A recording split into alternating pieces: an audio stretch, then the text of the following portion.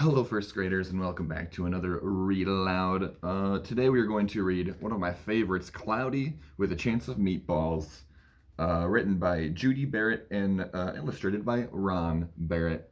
You may have seen the movie of this story, but the book is very different. There's no scientists involved in this. So let's give this a read. So this is Cloudy with a Chance of Meatballs. Can the camera see? Okay, cool. We were all sitting around the big kitchen table. It was Saturday morning, pancake morning. Mom was squeezing oranges for juice. Henry and I were betting on how many pancakes we could eat, and Grandpa was doing the flipping. Here's Grandpa doing the flipping, and they're betting on how many they could eat. Seconds later, something flew through the air, headed toward the kitchen ceiling, and landed right on Henry. After we realized that the flying object was only a pancake, we all laughed, even Grandpa. Breakfast continued quite uneventfully. All the other pancakes landed in the pan, and all of them were eaten, even the one that landed on Henry. That must have been scary. That night, touched off by the pancake incident at breakfast, Grandpa told us the best tall tale bedtime story he's ever told.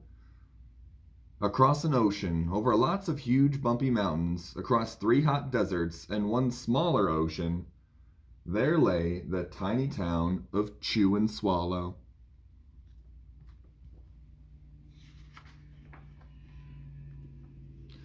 In most ways, it was very much like any other tiny town. It had a main street lined with stores, houses with trees and gardens around them, a schoolhouse, about 300 people, and some assorted cats and dogs.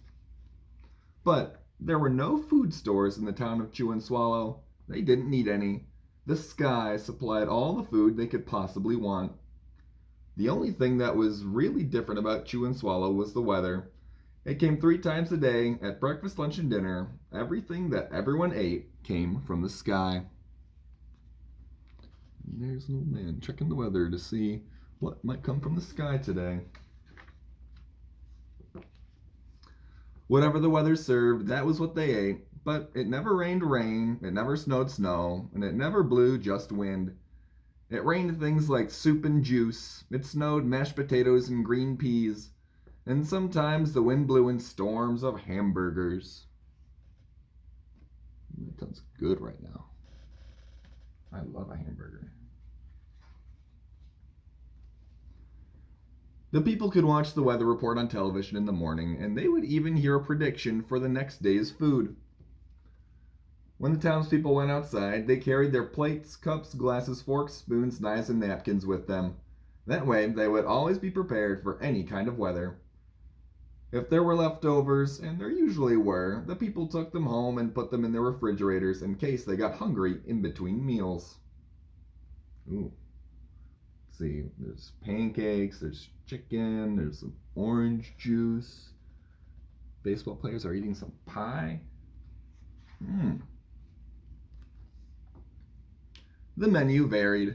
By the time they woke up in the morning, breakfast was coming down. After a brief shower of orange juice, low clouds of sunny-side-up eggs moved in, followed by pieces of toast. Butter and jelly sprinkled down for the toast, and most of the time it rained milk afterwards. For lunch one day, frankfurters already in their rolls blew in from the northwest at about 5 miles an hour. There were mustard clouds nearby, then the wind shifted to the east and brought in baked beans. A drizzle of soda finished off the meal. The restaurant is called Ralph's Roofless Restaurant, so all the food can fall in through the ceiling. That's clever. Dinner one night consisted of lamb chops, becoming heavy at times, with occasional ketchup. Periods of peas and baked potatoes were followed by gradual clearing, with a wonderful jello setting in the west. The sanitation department of Chew and Swallow had a rather unusual job for a sanitation department. It had to remove the food that fell on the houses and sidewalks and lawns. The workers cleaned things up after every meal and fed the dogs and cats. Then they emptied some of it to the surrounding oceans for the fish and turtles and whales to eat. The rest of the food was put back into the earth so that the soil would be richer for the people's flower gardens.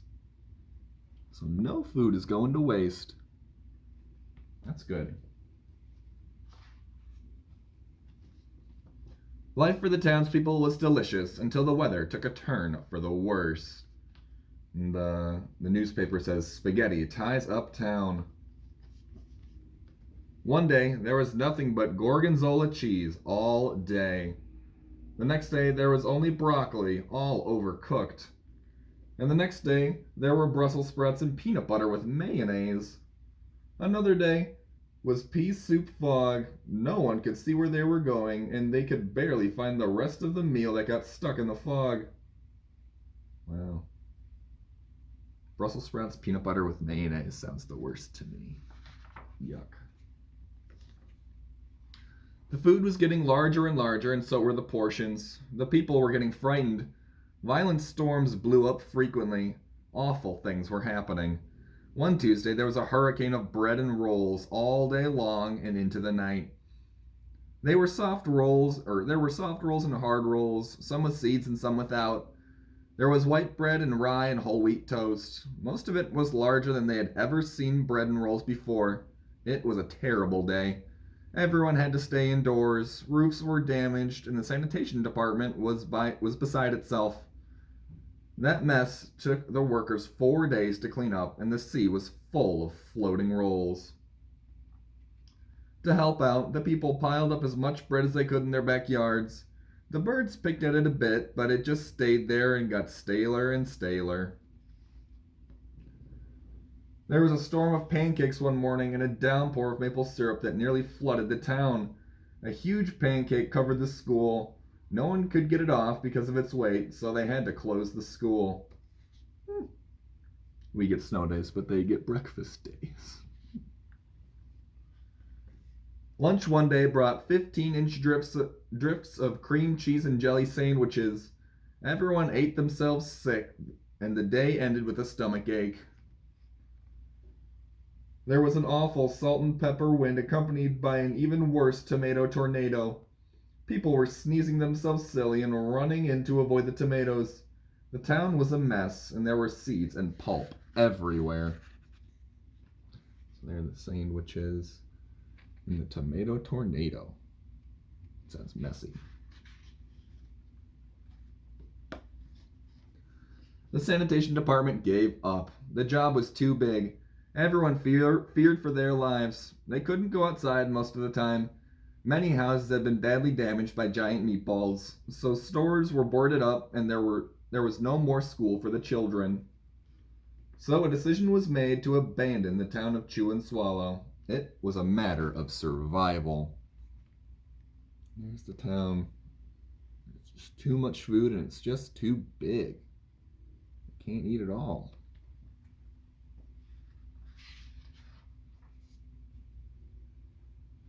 The people glued together the giant pieces of stale bread sandwich style with peanut butter, took the absolute necessities with them, and set sail on their rafts for new land. So they're leaving Chew and Swallow on giant peanut butter sandwiches.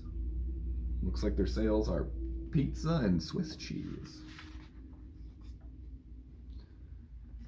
After being afloat for a week, they finally reached a small coastal town, which welcomed them. The bread had held up surprisingly well enough for them to build temporary houses for themselves out of it. The children began school again, and the adults all tried to find places for themselves in the new land. The biggest change they had to make was getting used to buying food at the supermarket. They found it odd that the food was kept on shelves, packaged in boxes, cans, and bottles. Meat that had to be cooked was kept in large refrigerators. Nothing came down from the sky except rain and snow. The clouds above their heads were not made of fried eggs. No one ever got hit by a hamburger again. And nobody dared to go back to Chew and Swallow to find out what had happened to it. They were just too afraid. Henry and I were awake until the very end of Grandpa's story. I remembered his goodnight kiss. So there's their houses that they made out of the bread. The next morning we woke up to see the snow falling outside our window. We ran downstairs for breakfast and ate it a little faster than usual so we could go sledding with Grandpa. It's funny, but even as we were sliding down the hill, we thought that we saw a giant pat of butter on at the top, and we could almost smell mashed potatoes. So the sun looked like a giant pat of butter. The end. So do you think there was actually snow, or maybe it was mashed potatoes? Their grandpa looked kind of familiar to me. Let's see. Here's a picture of their grandpa right there. And then on the next page, here's the old man that lived in Chew and Swallow. Maybe Grandpa was one of the people that came from Chew and Swallow. The world may never know. Anyway, that is Cloudy with a Chance of Meatballs, and I hope you enjoyed it. Tomorrow, we will have another story that I have not picked out yet. I'm going to go into school and get some more books today. But yeah, I hope you have a wonderful rest of your day.